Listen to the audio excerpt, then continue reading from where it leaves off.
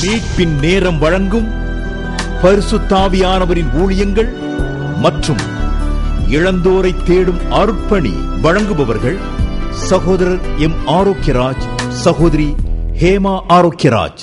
முக்கிய பாத்திரமான சகோதரி ஹேமா ஆரோக்கியராஜ் அவர்கள் உங்களுக்கு தேவ வார்த்தையை பகிர்ந்தளிப்பார்கள். என் அன்பு தேவனுடைய பிள்ளைகளே, மறுபடியுமாக தீர்க்க தரிசன வார்த்தையோடு இந்த மீட்பின் நேரம் நிகழ்ச்சியின் மூலமாய் உங்களை நாங்கள் குடும்பமாய் சந்திப்பதில் மிகுந்த சந்தோஷம் அடைகிறோம். கர்த்தருடைய ஆவியானவர் ஒவ்வொரு வாரமும் நம்மோடு கூட தீர்க்க தரிசனமாய் பேசிக் கொண்டிருக்கிறார். ஹல்லேலூயா.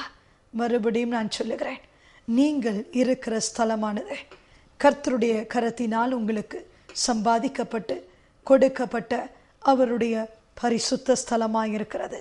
ஹல்லேலூயா. இஸ்ரவேல் ஜனங்களுக்கு எப்படி ஒரு விசேஷித்த பாளையம் கொடுக்கப்பட்டு அங்கே ஆசரிப்பு கூடாரம் வைக்கப்பட்டு கர்த்தருடைய மகிமை இரவும் பகலும் அவர்கள் மத்தியிலே தங்கியிருந்ததோ, அதே போல பிரியமானவர்களே, நீங்கள் இருக்கிற ஸ்தலத்தையும் தேவனுடைய ஆவியானவர் தம்முடைய மகிமையினால் மூடுகிறவராயிருக்கிறார். இஸ்ரவேல் ஜனங்களை பார்த்த பொழுது சுற்றி இருக்கிற அநேக தேசத்தாருக்குள்ள இருதயத்தில் பயம் உண்டானது, அவர்களுடைய இருதயம் கரைந்து போனது என்று சொல்லி கர்த்தருடைய வார்த்தை சொல்லுகிறது. அப்படியாக மூர்க்க வெறி கொண்ட எந்தெந்த பொல்லாத மனிதர்களுடைய கூட்டம் உங்களுக்கு விரோதமாக இந்த நாட்களிலே எழும்பி நிற்கிறதோ, அவர்களுக்குள்ளாக கர்த்தருக்கு பயப்படுகிற பயம் உங்கள் நிமித்தம் உண்டாகத்தக்கதாக கர்த்தருடைய ஆவியானவர் உங்கள் மீது பிரியமுள்ளவராய் இந்த வேளையிலே உங்களுடைய எல்லைகளுக்குள்ள கடந்து வந்திருக்கிறார். அவிசுவாசத்தோடு கூட இருக்கிறீர்களா? கண்ணீரோடு கூட இருக்கிறீர்களா? எத்தனை நாட்கள் நான் ஜெபித்திருக்கிறேன், கர்த்தரினுடைய ஜெபத்தை கேட்கவில்லையே, இந்த காரியத்துல தடைகள் உடைக்கப்படவில்லையே என்று சொல்லி அப்படிப்பட்ட ஒரு எதிர்பார்ப்போடு வேதனையோடு கூட நீங்கள் நிற்கிறீர்களா? தீர்க்க தரிசனமாய் தேவனுடைய ஆவியானவர் உங்களோடு கூட பேசிக் கொண்டிருக்கிறார். தடைகளை தகர்த்தெறிகிறவர் உங்களுக்கு முன்பதாக கடந்து போகிறவராயிருக்கிறார். ஹல்லேலூயா. எல்லா கோணலான பாதைகளும் இயேசு கிறிஸ்துவின் நாமத்தினால் சுவையாக்கப்படுகிறதா இருக்கிறது. நான் ஒருத்தி மாத்திரம்தான் இருக்கிறேன் ஆண்டவரே, நான் ஒருவன் மாத்திரம்தான் இருக்கிறேன், எனக்கு உதவி செய்வதற்கு ஒருவரும் இல்லை, என்னிடத்தில் ஆறுதலாய் பேசுவதற்கு ஒருவரும் இல்லை என்று சொல்லி அப்படிப்பட்ட ஒரு அங்கலாய்ப்போடு கூட தூர இடத்துல இருக்கிறீர்களா? பெரியமானவர்களே, தேவன் உங்களுக்கு சமீபத்து வந்திருக்கிறார். தேவனுடைய ஆவியானவர் உங்களுக்கு சமீபத்து வந்திருக்கிறார். இளம் பயிரின் மேல் பனி இறங்குவது போல கர்த்தருடைய ஆவியானவர் தம்முடைய வசனத்தினால் உங்களை நிரப்பி உங்களை மறுபடியுமாய் செழிப்படைய செய்வதற்கு உண்மையுள்ளவராயிருக்கிறார். ஹல்லேலூயா. என்னோடு கூட திருப்பிக் கொள்ளுங்கள். உபாகமம் புஸ்தகம் 32வது அதிகாரம் 2வது வார்த்தை தெளிவாய் சொல்லுகிறது, மழையானது இளம் பயிரின் மேல் பொழிவது போல என் உபதேசம் பொழியும், பனித்துளிகள் புல்லின் மேல் இறங்குவது போல என் வசனம் இறங்கும். ஹல்லேலூயா. விடாய்த்த ஆத்துமாவுக்கு தேவன் தம்முடைய வசனத்தை கொடுத்து வசனத்தினால் உங்களை நிரப்பி உங்களை செழிப்புள்ளவர்களாய் மாற்றும்படி விரும்புகிறார். ஹல்லேலூயா. ஹல்லேலூயா. நம்முடைய எலும்புகளை தேவன் பசும் புல்லை போல செழிக்க பண்ணும்படி விரும்புகிறவராய் இருக்கிறார். மனுஷனுடைய வார்த்தையை கேட்ட இந்த நாட்களில் நொறுங்கின இருதயத்தோடு கூட காணப்படுகிறீர்களா? என் அன்பு தேவ பிள்ளைகளை, கலங்காதிருங்க, பயப்படாதிருங்க. ஜீவனுள்ள தேவனுடைய வார்த்தையானது சுக தைலமாக உங்களுடைய எல்லைகளுக்குள்ளே இறங்கி வருவதற்கு, உங்களை நிரப்புவதற்கு, உங்களை சொஸ்தப்படுத்துவதற்கு உண்மையுள்ளதாய் இருக்கிறது. கர்த்தருடைய வார்த்தை சொல்லுகிறது, வசனமானது நம்முடைய எலும்புகளுக்கு ஆரோக்கியத்தை கொடுக்கிறதா இருக்கிறது. சர்வைக்கல் ஸ்பாண்டிலோசிஸோடு கூட, கழுத்து வலியோடு கூட, எலும்பு சம்பந்தப்பட்ட நோய்களோடு கூட இந்த சத்தியத்தை கேட்டுக்கொண்டிருக்கிற என் அன்பு தாயாரே, தெய்வீக சுகத்தை பெற்றுக்கொள்ளும்படியாக கர்த்தருடைய ஆவியானவர் இப்பொழுது உங்களை நிரப்பிக் கொண்டிருக்கிறார். ஹல்லேலூயா. ஹல்லேலூயா. எலும்புகளுக்குள்ள கர்த்தருடைய வசனம் இறங்கி வரும் பொழுது எலும்பு சம்பந்தமான எல்லா நோய்களுக்கும் தேவன் பரிபூர்ண விடுதலை கொடுத்து மீட்பு கொடுத்து உங்களை மறுபடியுமாய் எழும்பி நிற்க பண்ணி நடக்க பண்ணுவதற்கு உண்மையுள்ளவராயிருக்கிறார். ஹல்லேலூயா. உங்க கரங்களிலே இருக்கிற வேத புஸ்தகத்துக்காக ஆண்டவருக்கு நன்றி சொல்லுங்க. ஜீவனுள்ள கர்த்தருடைய வார்த்தைக்காக நன்றி சொல்லுங்க. ஒவ்வொரு முறையும் கிறிஸ்துவின் வசனங்களை நீங்கள் வாசிக்கும் பொழுது மரித்து உயிர்த்தெழுந்த ஆண்டவராகிய இயேசு கிறிஸ்துவுக்குள் இருக்கிற புது ஜீவன் உங்களையும் உங்களுடைய சரீரத்தையும் ஆவியையும் ஆத்துமாவையும் நிரப்பி உயிர்ப்பிக்கிறதற்கு உண்மையுள்ளதாய் இருக்கிறது. எரேமியாவின் தீர்க்கதரிசன புஸ்தகத்துல 20வது அதிகாரம் 9வது வசனம் தெளிவாய் சொல்லுகிறது. அவருடைய வார்த்தை என் எலும்புகளில் அடைப்பட்டு எரிகிற அக்கினியை போல என் இருதயத்தில் இருந்தது. ஹல்லேலூயா. என் அன்பு தேவ ஜனமே, விசுவாசத்தோடு கூட ஏக்கத்தோடு கூட ஆவியினால் நிரப்பப்பட்டு அன்பாய் தாகத்தோடு கூட தேவன் என்னோடு பேசட்டும் என்று சொல்லி நொறுக்கப்பட்ட இந்த சூழ்நிலையில கண்ணீரோடு ஜீவனுள்ள தேவனுடைய வசனத்தை எடுத்து வாசிக்கும் பொழுது அது எலும்புகளுக்குள்ள எரிகிற அக்கினியாய் கடந்து வந்த உங்களுடைய முழு இருதயத்தையும் நிரப்புகிறதா இருக்கிறது. ஹல்லேலூயா. இருதயத்துல இருந்த குழப்பங்கள், இருதயத்துல இருந்த கனமான வேதனைகள், இருதயத்துல இருந்த கசப்புகள், இருதயத்துல இப்பொழுது இருந்து கொண்டிருக்கிற வேதனைகளும் பிரிவினைகளும் எரிச்சல்களும் கோபங்களும் கிறிஸ்துவின் வசனத்துல இருக்கிற ஜீவனினால் வல்லமையினால் இப்பொழுது சுட்டரிக்கப்படுகிறதாய் இருக்கிறது. ஹல்லேலூயா. என்ன ஊழியம் செய்ய வேண்டும் ஆண்டவரே, எங்களோடு கூட நீர் பேசும் என்று சொல்லி கர்த்தருடைய சமூகத்துல நாங்கள் உபவாசம் பண்ணி அமர்ந்திருக்கும் பொழுது பரிசுத்த ஆவியானவர் சொன்னார், ஏழைகளை பராமரிக்கிற தயையை இந்த ஊழியத்தின் மேல் வைக்கிறேன் என்று சொல்லி. உபாகமம் புஸ்தகம் 14வது அதிகாரம் 29வது வசனத்தின்படி உன் வாசல்களில் இருக்கிற திக்கற்ற பிள்ளைகளும் பரதேசிகளும் விதவைகளும் வந்து புசித்து திருப்தி அடைவார்களாக. அப்பொழுது நீ கையிட்டு செய்கிற எல்லா பிரயாசங்களையும் நான் ஆசீர்வதிப்பேன் என்று சொல்லி அந்த வார்த்தையின் மூலமாய் எங்களோடு கூட பேசின பின்பதாக ஆங்காங்கே சிறுமைப்படுத்தப்பட்டு வேதனையிலும் கஷ்டத்திலும் தரித்திரத்தின் அடிமட்டத்தில் கிடக்கிற ஒரு சில கிராமங்களை தெரிந்து கொண்ட பிரியமானவர்களே, வயது சென்ற அன்பான தாய்மார்களுக்கும் தகப்பன்மார்களுக்கும் விதவைகளுக்கும் திக்கற்ற பிள்ளைகளுக்கும் பிச்சை எடுக்கிறவர்களுக்கும் தினந்தோறும் நாங்கள் உணவு கொடுக்க தொடங்கினோம். ஹல்லேலூயா. வசனத்தின் மூலமாய் கர்த்தர் எங்களோடு கூட பேசினார்.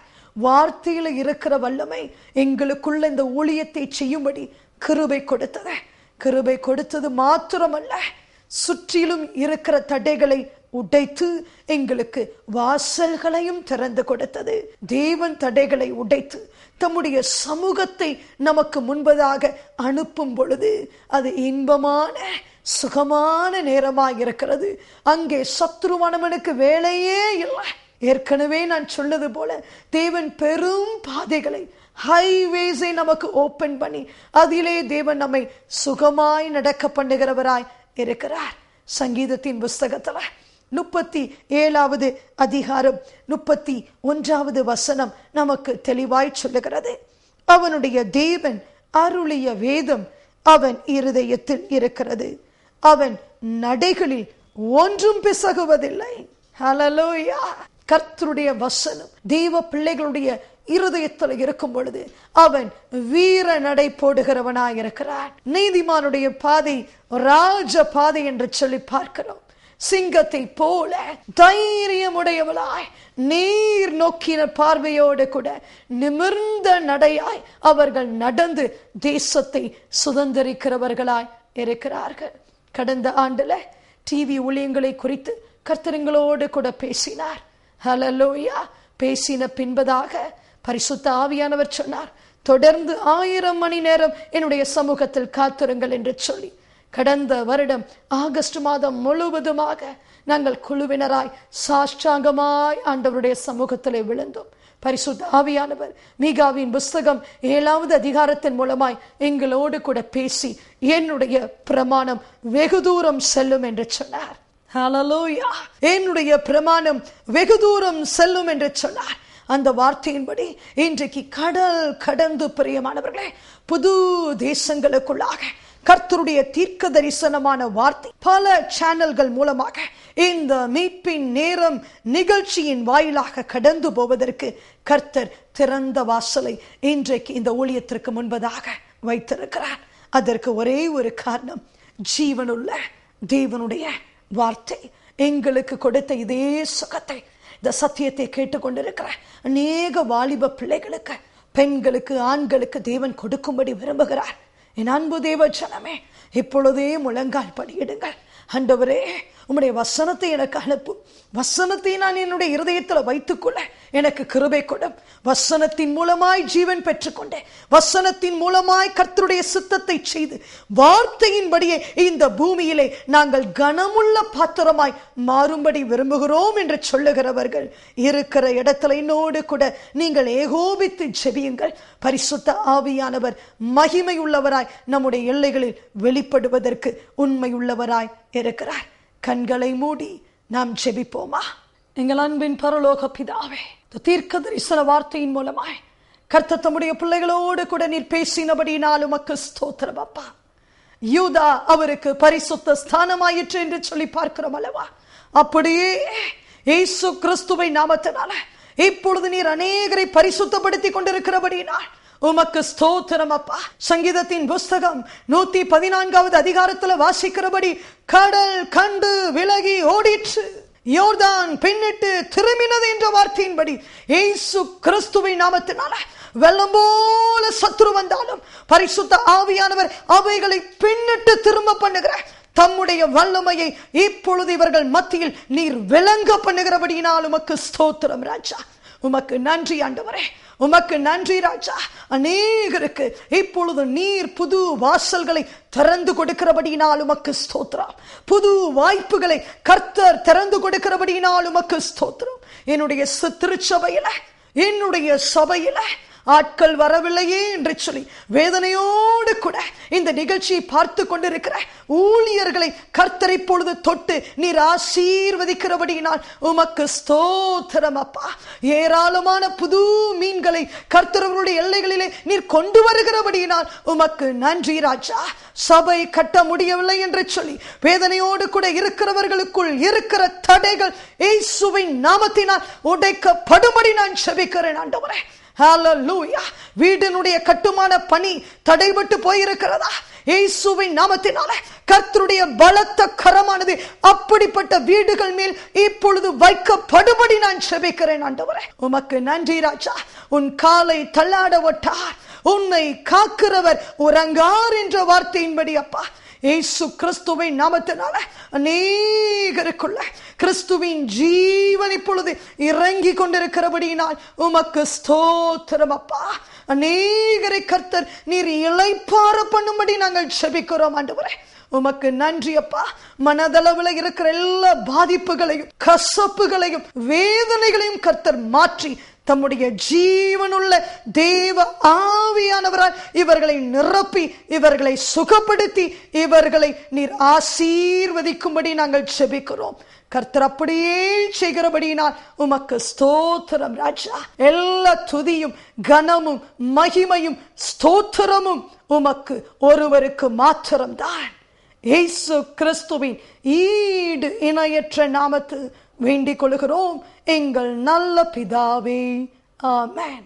பரிசுத்த ஆவியானவரின் ஊழியங்கள் கடந்த 12 ஆண்டு காலமாக தமிழ்நாட்டில் விருதுநகர் மாவட்டத்தில் சாத்தூரை மையமாக வைத்து நடைபெற்று வருகிறது. இதனுடைய பிரதான பணியானது விருதுநகர் மற்றும் மதுரை மாவட்டத்தில் உள்ள ஏழ்மையான 8 கிராமங்களை தெரிந்து கொண்டு அங்குள்ள பசியால் வாடும் ஏழை எளியவர்களை, விதவைகளை, திக்கற்றவர்களை, தொழு நோயாளிகளை தெரிந்தெடுத்து இவர்களுக்கு காலை மத்தியான வேளைகளில் சுமார் 150 பேருக்கு இலவசமாக உணவுகளை வழங்கி ஆதரித்து வருவதுதான் இந்த பரிசுத்தாவியானவரின் ஊழியங்கள். 5